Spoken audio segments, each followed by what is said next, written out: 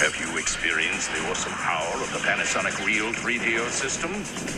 Obviously.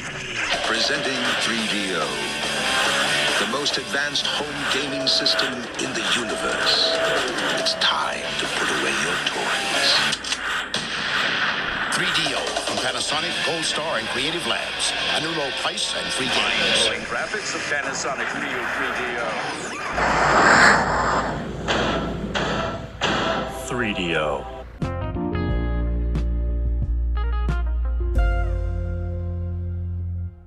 Hello, everybody, and welcome back to the 3DO Experience, the 3DO retrospective podcast, where we talk about all things Panasonic 3DO, the company, console, and everything in between. I am Bill, and this is Thrak. How are you doing, Thrak? I'm getting better. I assume the audience can hear. I still sound a bit congested. Maybe I'm not too congested. It's just I'm coughing a lot. So my voice is probably a bit scratched from that. But I've slowly been getting back my energy, so I'm much more up. And I'm not pounding the cold medicine trying to find something that works. I don't know if other people do that, but for me, whenever I get a cold, I'm like, oh, let me try this and this and this and this and mix stuff together, which I probably shouldn't be doing, but I do it anyways. So I'm getting there, drinking a lot of water, trying to get as much rest as I can. And of course, playing the odd video game or two. But how are you, Bill? I am good. I've been having one of those weeks where I'm just like, I just want it to be over because I'm so tired. But that's part of being an adult. So, yep, that's how it works. Yeah, you just pine for the weekend, don't you? Pretty much. It's one of those like daily things. Me and Alex are heading to a convention this weekend, so that should be pretty fun. That's good. I doubt there's going to be a lot of game hunting because this is more of a comic pop culture convention than a full-out gaming one, but you never know, I might find something weird. There's going to be somebody there selling games. There's always a vendor, but it's always like it's either like everything they have is I already own it, or the things that are good are way too expensive. Yeah, like a guy's like, here's my entire Atari Jaguar collection. It's like, nobody wants that, dude. Jaguar games are surprisingly hard to find at a convention, unless it's like a full-on gaming convention. Like 3DO games are basically impossible. Like at the last gaming convention I went to like 12 booths and asked for 3DO games, and the response was, "Oh, we didn't bring them because we didn't think anyone wanted them." And I was just like, "Great." You should be like, "Well, do it next time because I will be here, I promise." And then you don't show up. Yeah, well, I will be at that convention next year as well, or this year as well. But yeah, the retro store by me that I'm starting to frequent more again. They have a boxed Jaguar in the box, and I'm not going to tell you the price of it. It's ridiculous. And they had some like boxed Jaguar games. I think they had the boxed copy of NBA Jam, and it was like $110. And I'm like, fuck out of here with that. They did have a nice conditioned long box of the 3DO game. I think it's called Neurodancer. And I think they want like $400 for it. Oh, and no. And then I looked at, they had a couple other games, but it was nothing. It was stuff we've either covered or stuff that I really just wasn't interested in, or the price wasn't good. So that's kind of the issue with 3DO stuff. But they're good for having Xbox games. So yeah. Still working through that. I mean, for me, I haven't played my OG Xbox in a while. I need to get on that. Same. I gotta both break out my 360 and play a little bit on that. My 360 is giving me issues. It's like recently I've been like turning it on, and then it's giving me a red light, and then it gives me an error code, and the error code is E79. I Google it, and it has something to do with like the hard drive, like not installing updates properly or something like that. Like it can connect to the internet, but it's being really funky. And I don't know if it's just that the hard drive's going bad and I need to just replace it. Cause I looked in to see what I have, and I have a fucking GameStop hard drive in there. And I'm like, oh, that's probably why it sucks. You can find OEM ones on eBay, but I'm just trying to see if there's a way I can do that without having to just swap out the hard drive entirely, because I just think I've never done it. I don't know if it like messes with things internally or not. I don't know, because I was trying to download. I bought 2 games from the 360 store because it's closing and it's having like a deep discount. I grabbed Need for Speed Most Wanted for like $2, Nice. and I think it was Red Faction Gorilla for like Oh, $1. that is a good game. Yeah, they were both super cheap. And some people are saying, "Oh, they have like Dead Island for 75 cents." I'm like, I don't want to play Dead Island. Dead Island's 75 Dead- cents isn't even enough to convince me to play Dead Island. Dead Island's Dead Island. So I bought those two games. I downloaded Most Wanted. It took a little while, 360. But then it said it didn't install it or something was weird. So I don't know. I'm maybe this is just a long-winded way of saying I have to replace the hard drive. I'm just hoping I don't have to do that. Not that it's like expensive or a pain in the ass to do. It's just I don't want to do it if I don't have to. But yeah, we'll see. I'll give it I'll probably give it another week. Keep trying at it, and if it just keeps popping up, I'll just say fuck it. So because I don't want to lose all of my 360 games to play. So no, I get that. Oh yeah, but what have you been playing, Bill? You been playing anything? Still playing the Mario Thousand Year Door remake. Still enjoying that. Such a good game. Like I can't Very stop good game. gushing about it. What else have I been playing? I kind of got the Fire Emblem kick going on again, so I'm like kind of like toying around with doing another playthrough of Three Houses. I started it up. I got through the opening. I haven't picked a house yet because I'm debating what route I want to do this time. Have you done all 3 yet? I've done all, or 4 technically. 5 technically if you count the DLC. I've done all 5. I never did the DLC. It's interesting. It's pretty cool. Yeah, I've done all 5, so like this is just purely for fun. Yeah. I prefer Blue Lines. Blue Lines is still probably my favorite. But yeah, I'm kind of toying with that. Either that or I'll just boot up Awakening again and do another Awakening run because that's pretty quick. Yeah, I had to do Awakening at some point. Yeah, I finished Doom Eternal, the base game, and all of its DLC. It's such a fun game, such a great ride. Just like the fast-paced power fantasy you want it to be. Even though it's challenging, it never felt discouraging. And I was just hooked the whole way. And it took me a little over 30 hours, which was more than I expected out of Doom Eternal. But I just ended up having a really good time with it. And so then I jumped into Mafia 2, beat that already. It was a pretty quick game. Not a big fan of Mafia 2. There's some people who love this game, and I can kind of see why, but I think the story wasn't as good as the first game. And it just didn't click with me. I don't know. It just something about it felt just kind of whatever. You know what I mean? I don't know. I don't know. It was a little too generic, I think, for my taste, I guess. But I wasn't gonna jump into Mafia 3 right away, but I was playing a little Assassin's Creed Chronicles China. I've done the first 3 missions of that. I'm not sure what to say yet. Like a 2D AC game.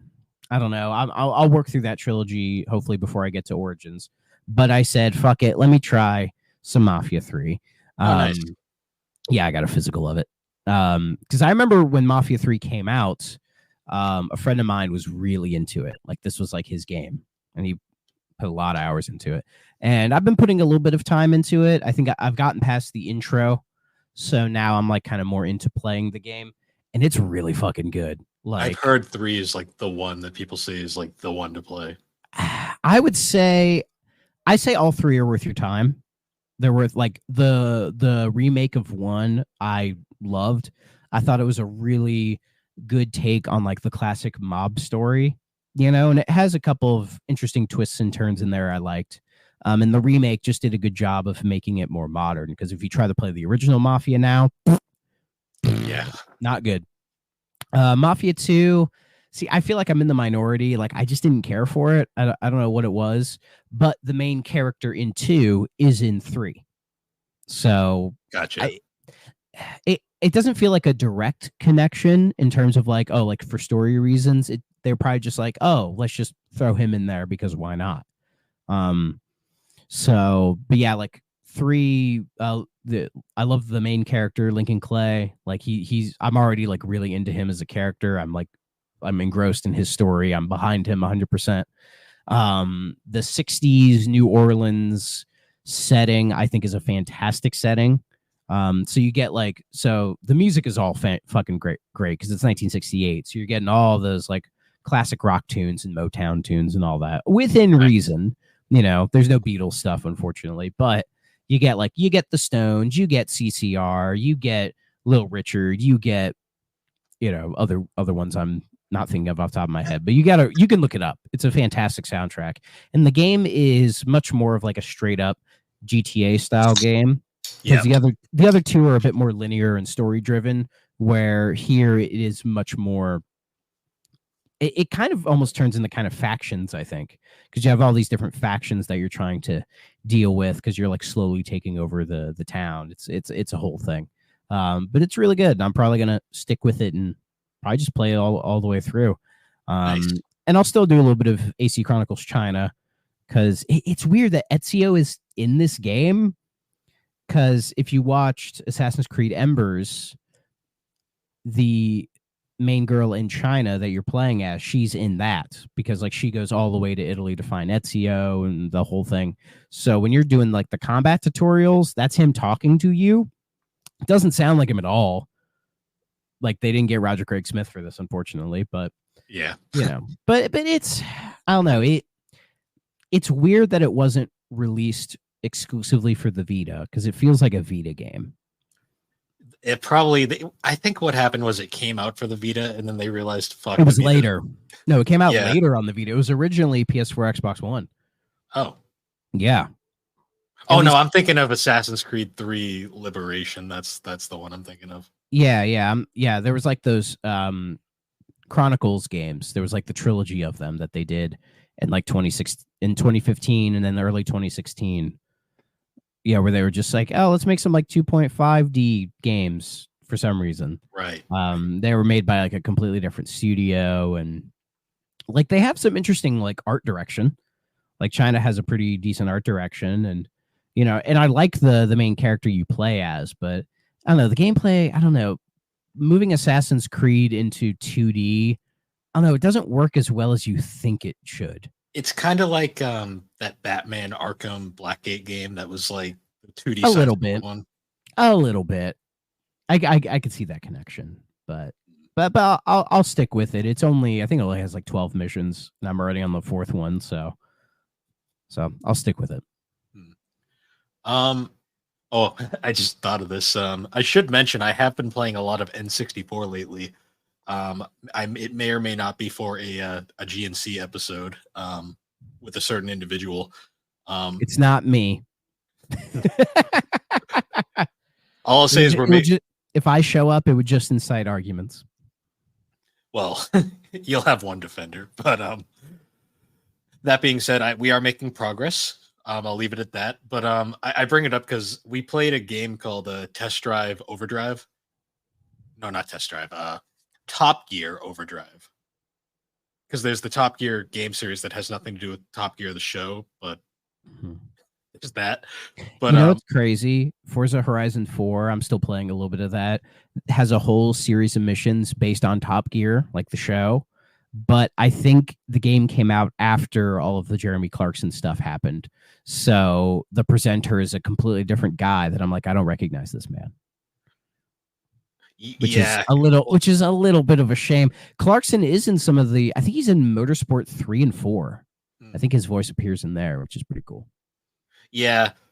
Unfortunately, Top Gear is a show that kind of went to shit after they fired the host, which, I mean, I get why they fired him, though. I get why they did, but at the same time, he was always like that. So, I mean, I think it was he took it too far. Yeah, I mean, they paid the price because the show basically kind of died. Despite going on, no one cared after they got rid of them. Though, to be fair, the show that they did that was sort of them continuing it, called The Grand Tour, nobody really watched that either. No, well, from what I read is like it was really good at the start, and then people realized they don't have the budget to like keep it up. Yeah, I watched a bit of it. Like you have to really like the bits where it's just the three of them just like throwing jokes at each other. When really my favorite episodes of Top Gear in that era were the location episodes, where they just went to a random area and just fucked around. Like yeah, the one where they go to the US, incredible. Like that is an all-time like TV episode. That's like an all-time great TV episode. The my one they go to favorite is India is great. oh yeah. My favorite is when they have to make stretcher limos in London and they're all fucking disasters. Like that stuff is great. And yeah, they had the BBC budget to pull that off, whereas, Amazon's not giving them that stuff. We should play the Grand Tour game one of these days. Yeah. We should as like a special we should do like a sub series of this called like Bill's Broom Broom Games, where we just talk about like a random ass racing game. That'd be fun. Yeah, because you like racing games and you've been getting me into them, you fucking piece of shit. So it's amazing how like I like racing games. It's just funny how like there's so many of them. They're all fucking so weird and different. Yeah, maybe we should, listeners. Should we do a side series where we talk about fucking Broom Broom games? Please let us know. I was gonna say though, just before we get into our actual topic, that Top Gear Overdrive game. Yes, please. Solid 3D racer, like decent controls, fun tracks, like everything. The reason I bring it up is I shared this in the Superpod network, and I think I shared it in the GNC server as well. We were going through the car select screen, and during a thing, it was like, okay, these are pretty normal. Like you got your standard quote unquote factory cars. Like they basically looked like the cars, but they didn't have branding. But we're getting all the way through, and like it's all decent cars, like Hummers, like stuff, Jeeps, like a Volkswagen Beetle. And then we get towards the end, and one of the cars is just a fucking hot dog. the wheels, the Wienermobile, the Oscar Mayer Wienermobile. The wheels were pickles. It was great. SpongeBob probably stole that. The best part was like Alex had already picked her car. I spoiled who the person. It's obvious at this point. And I get to that. I'm like, well, I know what I'm playing as now. It was fucking uncontrollable because they maxed its speed for no reason. I mean, why wouldn't you though? That's the thing. But the best part was I picked it right there. I didn't keep scrolling. There was also, you could play as the N64 logo, which was great. Why not? And a taco. So Taco Bell. Run to the border for a little fourth meal. Do they still say fourth meal? They don't say fourth meal anymore. I don't think so. I remember now. I feel old as shit because I say fourth meal. Yeah.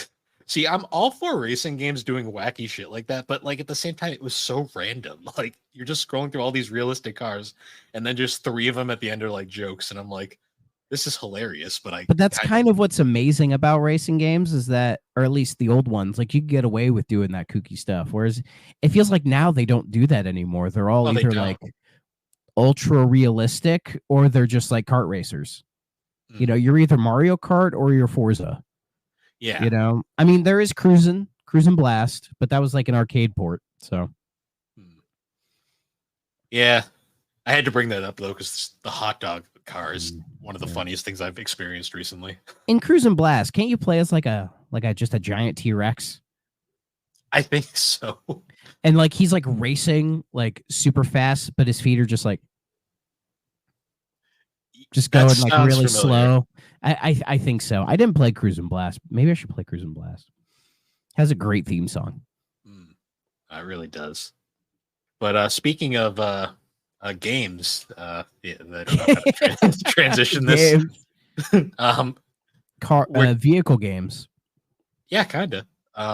We're playing for this episode. We're going to be talking about Starblade. Yes, a blade of stars.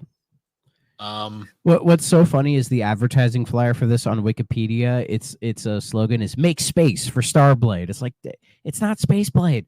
It makes space for Space Blade. Anyways, this was an interesting one. I think this one literally got mentioned in a previous episode, and I bought it the second you had brought it up because it's because I'm pretty sure I bought this in a bundle with Alone in the Dark. Yes. And Alone in the Dark, it had like a makeshift cover. Like somebody put like some like goopy horror font on the front of it, which I thought was cute. And then this was here, and I was like, I don't know this game at all. And so I mentioned we should play it sometime, and we should, and now we have. It's playing in the background. It's like I'm at an arcade. And I remember because the main reason why this one stuck out was those guys right there. Yeah, the Klonoa people made this. The American hating Tail Studio. Yes, I'm not bitter. You're such a bitter little shit. I know. Watch. Like in the next week, they'll announce the Tales of the Abyss remake, and you'll probably lose your mind. They're about to announce, and then they're gonna cancel it and cite this podcast as the reason why they didn't do it. If they did that, I would love that. Actually, they should name check me if they do that. Yeah, we just want to make this one Tales fan's day even worse. But we're gonna make the other guy on the podcast happy, so it gives him a reason to never play these games. Yeah, even though I know I should, I will. Shut up. Anyways, sorry, go ahead. You can tell me and Chris in person. We know we're the only fans of the series. I mean, I like what I played. It's just RPGs are. It's a lot for me, man. I will say the Tales series is a lot of RPG, and they're not the easiest RPGs to get into. Eventually, I'll just sit down and play Vesperia, and we'll be fine. Okay. Who knows? Maybe with my new job, I will allow myself to play more games. Who knows? But we'll find out. So, getting into Starblade now, this game it's older than I thought. This game was originally released in 1991 in Japan, originally for the arcades. I mean, look at the game footage, viewers. This is such clearly an arcade game. Interestingly enough, it doesn't give a date for when the 3DO version came out, which leads me to believe this was a pretty immediate port. Maybe. Well, it doesn't give a date, say, if you look online, but if you look on the case, it says 94. Say 94. Okay, that would make more sense then. Yeah. Yeah, because 3DO 93. Yeah, so that makes a lot of sense, actually. 94. Mm-hmm. So it is an arcade rail shooter by, as we said, Namco. And this game is interesting. It is it's compared heavily to games like Star Fox, Panzer Dragoon, Rez. I don't see the Star Fox comparison that much. See, I don't make the Star Fox comparison. I mean, Star Fox is kind of a rail shooter, but it's in a different fashion. Panzer Dragoon is closer to Star Fox, I think, than Starblade. Yeah, even and both of those are console experiences. Even though they feel like arcade games, they were made for the home, right? So those comparisons I've never understood. Rez, I don't think I've ever played Rez. I believe this is the game, correct me if I'm wrong, that when it got the PS2 port, they released an accessory with it called the Trance Vibrator, which is essentially a thing that just vibrates. And apparently it's supposed to react to like when you're playing the game, but they forgot who their demographic was. So the goal for a little Rez tangent here, the intention was you were supposed to sit on it, haha, funny, and it would vibrate along with the game, because Rez is a very visually stimulating game, and it's also it looks awesome. Oh yeah, it's a very good game. So first off, they called it the Trans Vibrator, which was already off to a bad start, but yeah, it was supposed to be a thing. It was supposed to enhance the entire game's experience, but of course, gamers are a group of degenerates, and they immediately took it the other way. Exactly. There may have been a couple ladies who had a great time with this game. Just saying, maybe it's not impossible.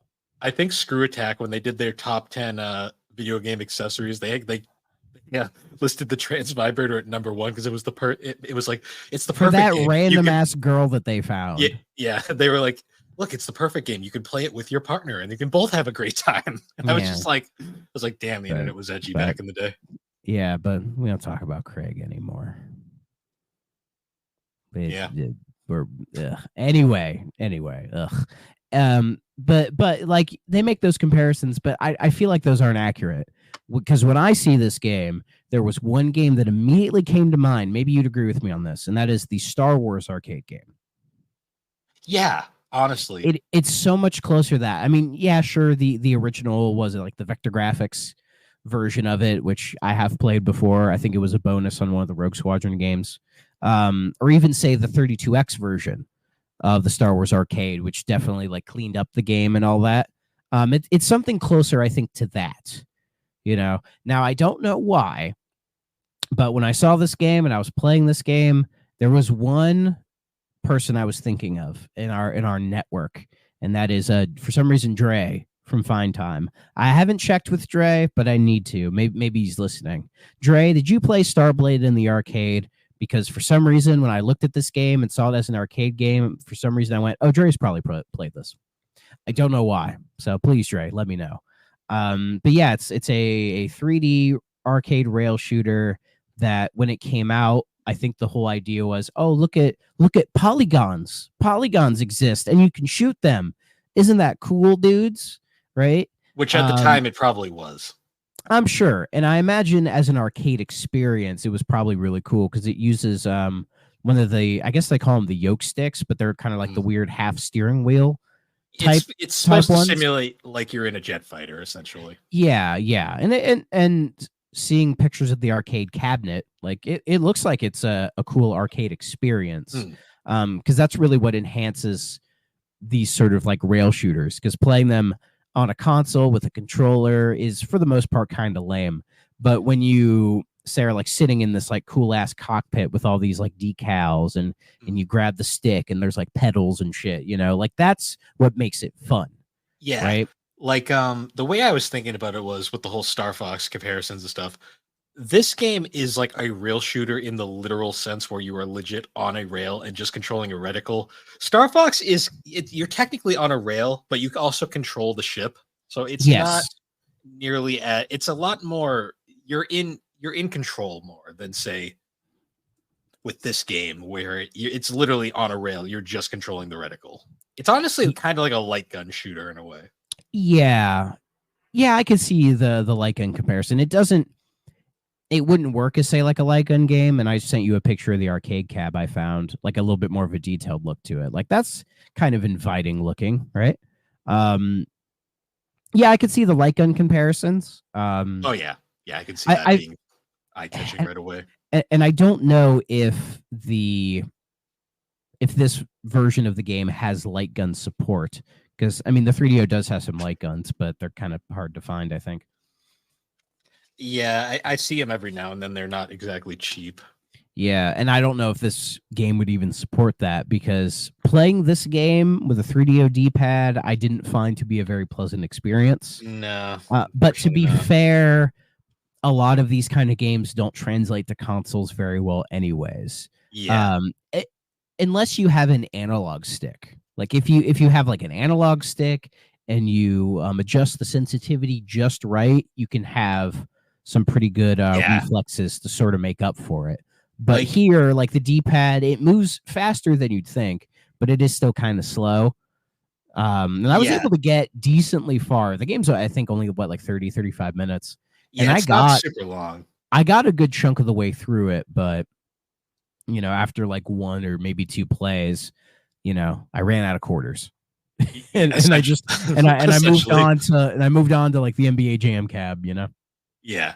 Yeah, it's interesting like that you bring up the D-pad, because the game is literally you press one button and you move it with the D-pad. It's a very simple and easy game to pick up. Yeah. The D-pad, it's weirdly well programmed, but also just kind of unfortunately not exactly the funnest thing ever, just because the only rail shooter I can think of that played well on a D-pad was like Panzer Dragoon, but it was designed around that. Yeah, that game kind of gets away with it, and it has like the really good lock-on missile system as well. Yeah, so you don't have to be super accurate. You just like hold on to the lock-on, and then put your reticule around the enemy, and then the game does kind of the rest of the work for you. And so the game becomes not so much timing your shots accurately, but being able to get enough shots off, and being able to do some dodging when you can. Panzer Dragoon. God, Panzer Dragoon, what a fucking good game that is. So I will say now, there isn't like gameplay wise, there's not much to say about Starblade. It is the most rail shooter you'll ever play. Graphically, though, The 3DO version is kind of interesting because the original game was very Star Fox-esque, like flat textures, not a whole lot of detail, solid polygons everywhere. The 3DO version adds this bonus, like fully textured mode, which Yeah. I found really interesting, mostly because Gives it texture, gives it PS1 style textures. it looks pretty good. I'm not gonna lie. Like for It a looks game, it looks better in the arcade version. I can say yeah. that. For the time, it looks pretty solid. And to me, the thing that impressed me the most with this game was this game runs exceptionally good. Oh yeah, like no, I didn't notice any like frame drops or any slowdown or anything like that. It seemed to flow pretty well, almost like just like a well done movie on the 3DO, kind of, but in full 'Cause screen. Did you play textured or original first? I tried both. So I played the original first, and it played so well. I was actually expecting the textured version to be slower, but no, they both run identical speed. Like the only difference between the two is like, do you want slightly better looking or older looking? Basically, but the new textured version I think looks really solid. No, it really does. Like you can see a bit of it in the background there on the X screen, but for the video watchers, yeah, I'm pretty sure that's the version it's using. So it amazed me. Like there's no slowdown at all. Frame rate is really solid. Like honestly, the only downside to this game is it's just hard as fuck because it's not designed well for a console. yeah, because I think not to get too technical, but I have a sense that the background is just like just essentially like a movie file that's playing, and then say all the assets you can interact with are kind of separated from it. So it's probably taking less processing power from the 3DO because you can't fully interact with the world, but the game will just place, say, the certain ships when they need to come in or certain missiles. So it probably allows the game to run much more smoothly. That's just me guessing.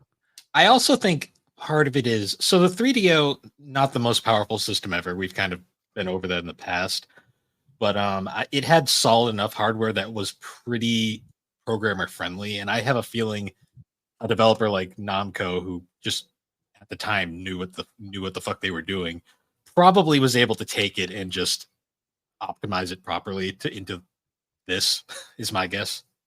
Yeah, that would be my guess. And I feel like the only reason they did this was it was just like, hey, this arcade game, it, you know, people liked it at the time.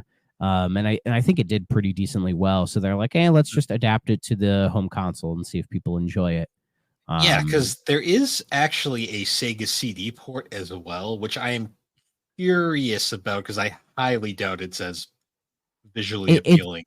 My guess is it probably cuts this screen down by like a third and runs at half the frame rate. Probably.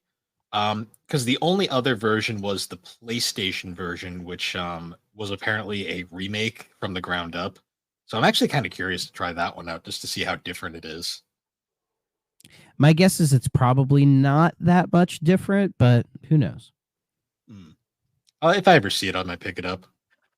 Oh, I'm sure it's not an expensive game by any means. Oh, and I checked with Dre. He did play this game. I knew it. I knew it. This just screamed Dre to me. Nice. Yeah, other than that, though, there's really not a whole lot to say. It seems to be basically an arcade perfect port.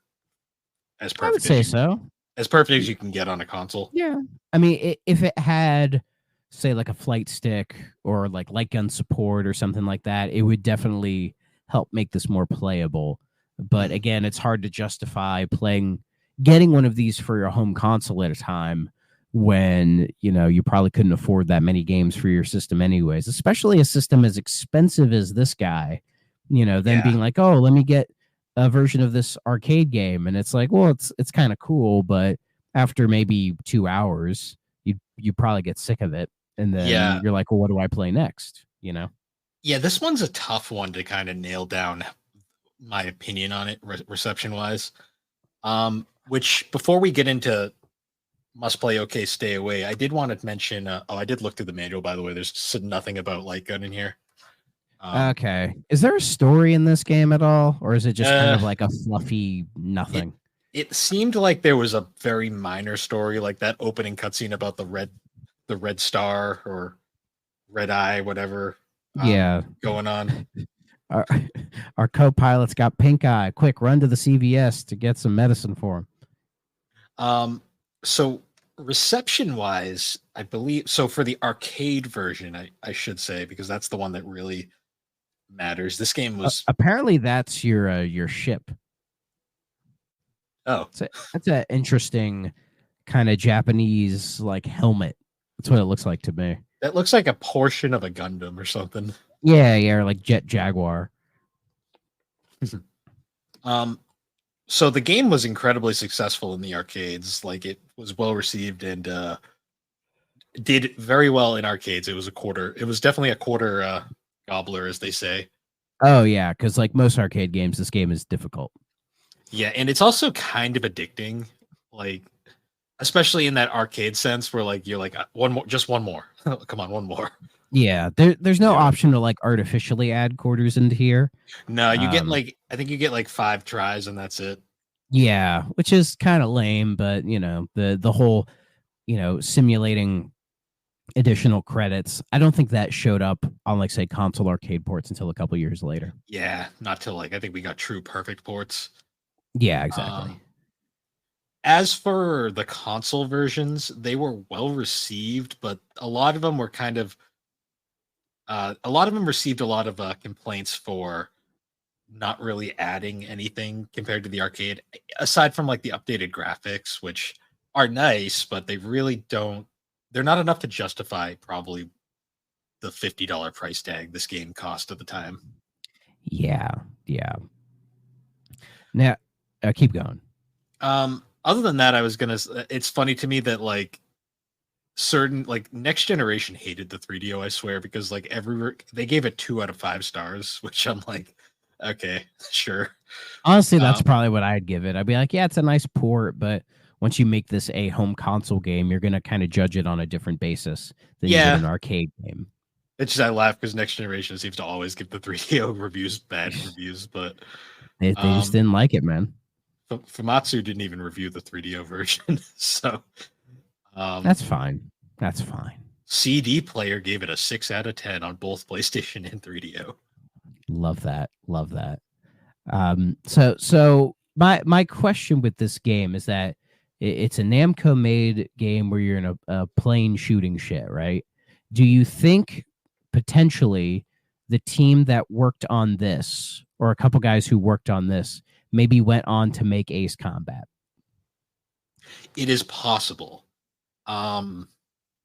They're very different games, but it just wouldn't surprise me if, say, some of the Starblade devs like the idea of making a flying game, but probably recognize that, when it comes to the home console, it needs to be something a little bit more in depth. So they went and made what became the Ace Combat series. Yeah. I'm looking through. It doesn't really say much on what the team did after, but it wouldn't surprise me, which is really interesting too, because if some of this team did go on to make Ace Combat in a roundabout way, that a lot of those team members later went on to make Star Fox Assault. Mm-hmm. Because Star Fox Assault, I believe, used a lot of the Ace Combat 2 team.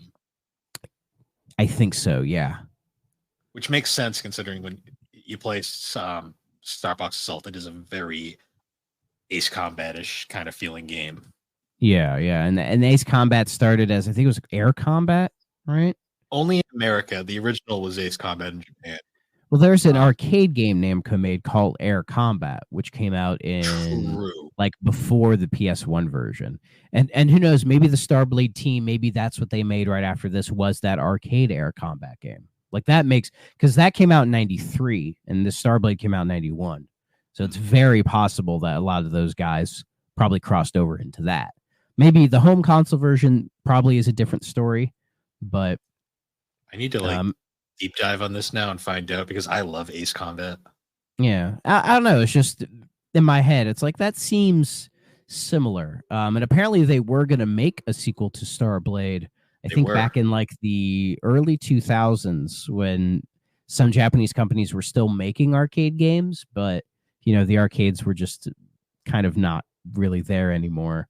It was called Starblade Operation Blue Planet, and that was going to be released on the arcades at the time, but it got canceled, unfortunately, because I guess they realized that maybe this time isn't really worth doing, because I guess the board it was going to run on would have been similar to a PS2, which I'm thinking, then why not just make it for PS2? Like, this is the time where it's like that's the most popular system. This would have been an easy, maybe like $20-$30 game to just put out there and see if people like it. But yeah, unfortunately, it was probably a budgeting thing, in all honesties. Which and maybe they're like, we have the Ace Combat games, we don't need another flying series.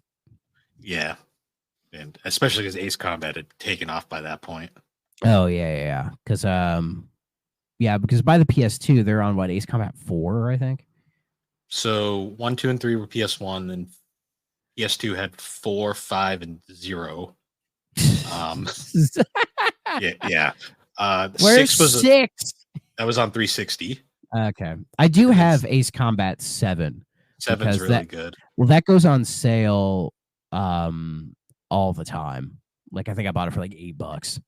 I still haven't played it yet, but I hear it's a good game, especially for somebody like me who hasn't played any of these games. Like, it's probably not a bad spot to get in. So the Ace Combat series is really funny because they actually have storylines and like they're kind of in depth in a way.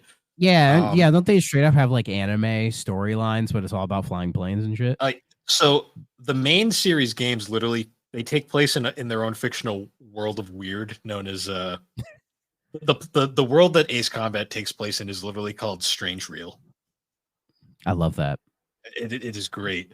What's funny is, though, they later tried to do a more realistic approach to Ace Combat. I think it was called Ace Combat Combat Horizon, which takes place in the real world. And they're good games, but they just don't have that same charm because it's like, this is real. And I don't like it. Yeah. Did you know that literally last week, Ace Combat 7 got a Switch port? Mm-hmm. I saw that. I saw that. I was like, cool. I did not know that, and I'm surprised they didn't throw that, say, in the direct. It's just like, Ace Combat's coming to Switch. Like, that could have been an easy, little ad for it. And I've been like, cool. I should play that on my Xbox.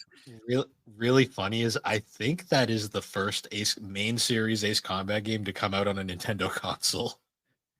Yeah, because there's an Ace Combat on GBA. There's Ace Combat Advance, which is fine. It's debatably main series. There was also the one on 3DS, which is a remake of 2, which I have to track down. Is 2 the one everyone likes? 2 or 4. 4 is very high regarded as well. Okay. Yeah, because I've seen like 4 Shattered Skies. I've seen that cover a million times. That was I was always kind of like not into buying flying games for some reason. I don't know why. Like, I love the Rogue Squadron games. I'm surprised I never gave these a shot. Ace Combat's a weird one because the covers are like, they are so like realistic that like they look like Top Gun. That's what they look like. Yeah, like they're kind of unassuming, but then you play them and you're like, these are weird, and I kind of love it. Yeah. Maybe I need to give Ace Combat 7 a try. So must play, okay, stay away. I'm torn on because I don't want to say it's a must play because realistically, if you're going to play this game, you should play the arcade version. Mm-hmm. But I don't want to say stay away. Download it on MAME. I'm curious to how this would play on MAME. I'm gonna say okay, but with the caveat that you should probably play the arcade version. You know what? I will agree. I wasn't sure what to make of this at all. But the way you said it, honestly, that feels fine. Because calling it a stay away just doesn't feel right. Like, because it's not. It feels a little game. unfair. Yeah. Yeah. It's unfortunately not the right game for 3DO. Yeah. So it's a game that I wonder if the PS1 version has a flight stick, like a flight stick control option for it or not, because I really feel like this game would, if it had that, it would be a big help. or even just like the analog stick, making it a little bit easier to move around. Yeah. Well, this came out, I think, pre-DualShock, so I don't know. Fair. Yeah, that's true. I don't know. Yeah, other than that though, nothing. Starblade's one of those just unfortunate games that's like it's fine, but there's just not a lot to say about it. The cover's cool. Yeah, it's got a fun cover. I do Yeah, it enjoy looks that. it looks like a sci-fi novel from the 80s.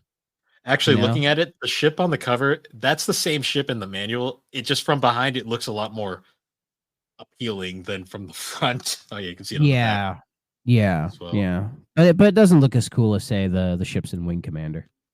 Oh no, not at all. It's no Wing Commander. I can say that. It's no Wing Commander. True.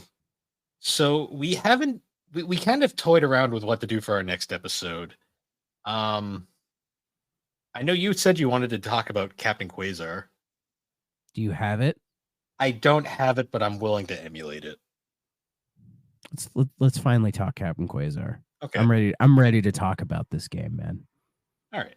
Yeah, so we'll talk about Captain Quasar, one of the most eye-catching 3DO games, I'd say. Or should we talk to Aaron to see if he's ready to do Tripped? Because I feel like Captain Quasar, I don't want to make that a short week game. You know? True. Yeah, let's reach out to Aaron and see if he's down. And if not, we'll think of something. Yeah. I'll play Captain Quasar regardless and just have it. Yeah. I just don't want it to be like it's a short week kind of thing, you know? True, because this episode's going to come out pretty late, and then the next one is in 4 days. So yeah, and most of those days I'm working. Fair.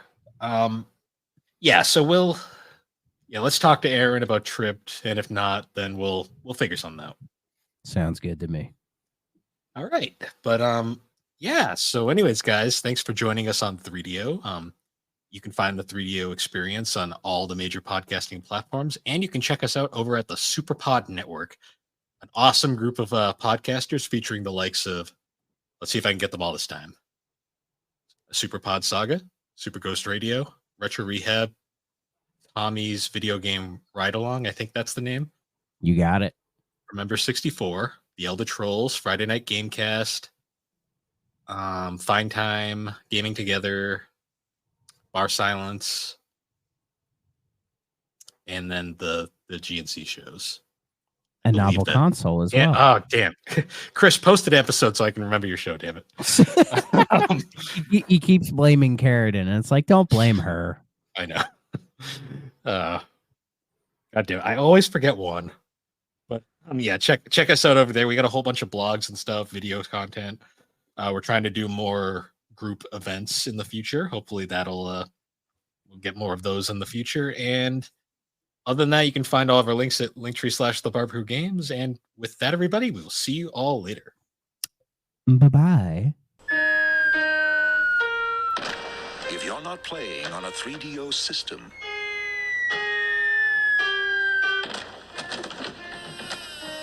what are you playing with?